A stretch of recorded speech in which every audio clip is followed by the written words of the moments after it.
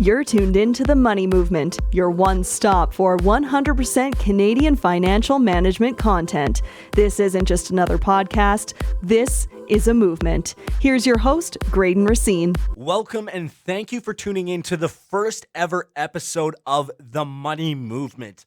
I'm your host, Graydon Racine, and you're probably asking yourself right now, who am I and why am I educated enough to be able to talk to you about this? So my name's Graydon, as I already said. I'm a news anchor and reporter and radio host in Alberta.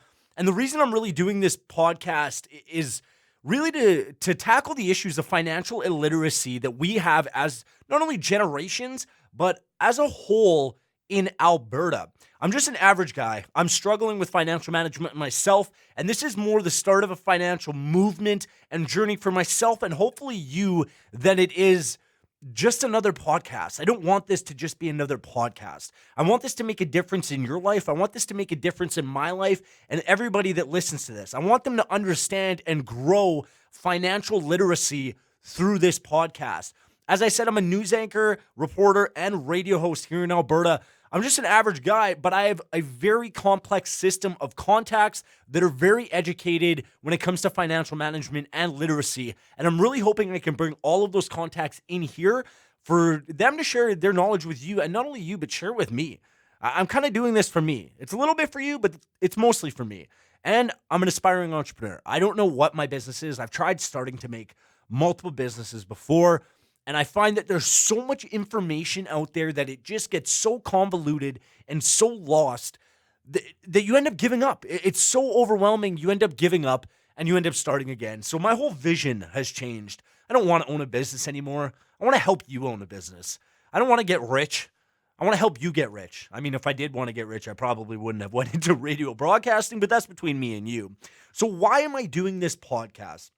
There is a massive lack of financial management teachings in the Canadian education system. Growing up, you very, very seldomly even learned about money, ever. I think the most we learned about money growing up, keep in mind, I'm about 25 years old. The most I learned about money growing up wasn't even from my parents. They kind of didn't teach me a whole lot. It was in like grade 4. When you're doing like basic math and you're using money to count math. That is the most financial literacy I was ever taught in education that I could possibly remember, and I'm sure you can relate to that. So just to put this in perspective, we literally pay people to manage our money. We hire financial managers because we don't know enough about our own money and how to handle our own money, that we're spending money for people to handle our money.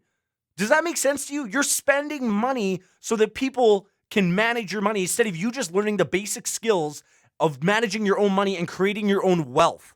That is absolutely insane. And I know the struggle. By no means am I a financial advisor. I'm not rich. I'm just an average person that is on this path to try and gain financial independence and help other people gain financial independence.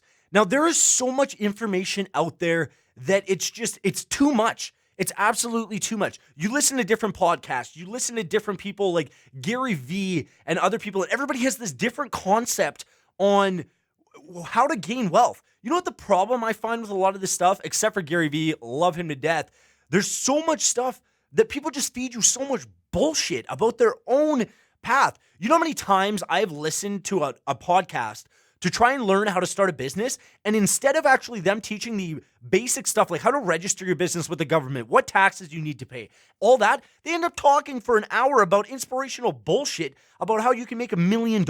Oh, you need to have the right path. Yeah, you need to have it in your mindset. I don't give a fuck about all of that. What I need to know, how do I register a business? How do I pay for taxes? What do I need to pay attention to? What are some serious gains and losses that I need to be aware of on my radar? I'm hoping that in this podcast, I can bring that forward to you and not be that person that's just feeding you a bunch of spiritual hippy-dippy bullshit. There will be a segment for that, but it's going to be not what you're expecting by any means. There's so much information out there. You could read 1,000 books, and none of them are going to teach you exactly how to do things because you have to develop these skills and test them out in your own time. If you're not testing and failing, you're not going to learn. You need to take money and invest it in a stock. Make a small portfolio for yourself through your bank. Invest in a stock. See it grow. See it fail. See all of that. That's how you gain financial independence. Now, I'm not some crazy entrepreneur that's going to feed you a bunch of bullshit for my own personal gain. This isn't for my personal gain. This is the start of a movement. This is the money movement. I want to teach you financial literacy so that it helps with everything from electing fucking government officials to you saving money in your bank account to afford to go to Mexico, to afford to put a ring on your spouse's finger, to avoid to spoil yourself. You want a Mercedes-Benz? I hope that through these lessons, you can go get a Mercedes-Benz. I'm not going to tell you I'm going to make you a millionaire because I don't know how. I'm not there. But I can teach you, and I'm hoping to teach you, the basic fundamentals that you yourself can grow into whatever frame you're hoping your financial life will be. Another problem I have with this is our financial illiteracy has taken form in our current government. I am not smashing the Liberals, and I'm not smashing the NDP here in Alberta. But how can we expect to elect government officials when we have no idea about money? You have all these 18-year-olds who literally voted in the Liberal government solely because they were legalizing weed. I'm sorry, but the fucking weed business is not going to make up for the billions of dollars we are losing from blocking pipelines, from extremely, extremely big social services. We're putting all this money in. And you know why we're in this economic state right now? Is because nobody knows enough about money to be electing government officials with an educated vote. That's a whole nother battle that we'll get into at a later time. But this is a serious thing. Everything, every lesson about financial independence and literacy can transform into our government, into your own lifestyle, and into somebody else's lifestyle. This is all extremely important stuff. Now, a huge thing with this podcast that I cannot stress enough, this is exclusively Canadian content. This isn't American content. This is Canadian content. I can't tell you how many times I went to learn stuff and then get about halfway through something and find out that it's American and that it can't even transform over to the Canadian side of things because our government's in the way of registering things and our whole process is completely separate. So now I want to get into the parts of the podcast. This podcast is going to obviously cover financial literacy. It's going to include savings, stocks, mortgages, mortgage investment things. Are you going to buy a house, maybe rent one out, real estate, saving and investing? These are main parts of the podcast. Not only that, but we're also going to have a segment where it's an entrepreneurial showcase.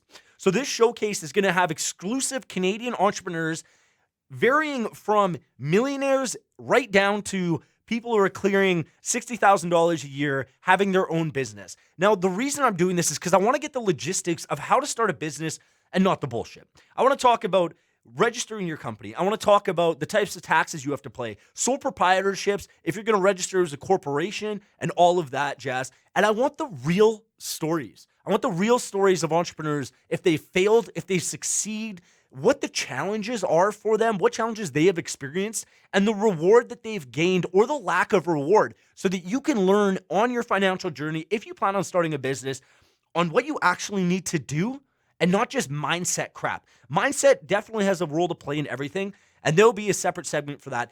That segment is going to be called the Motivation Monday.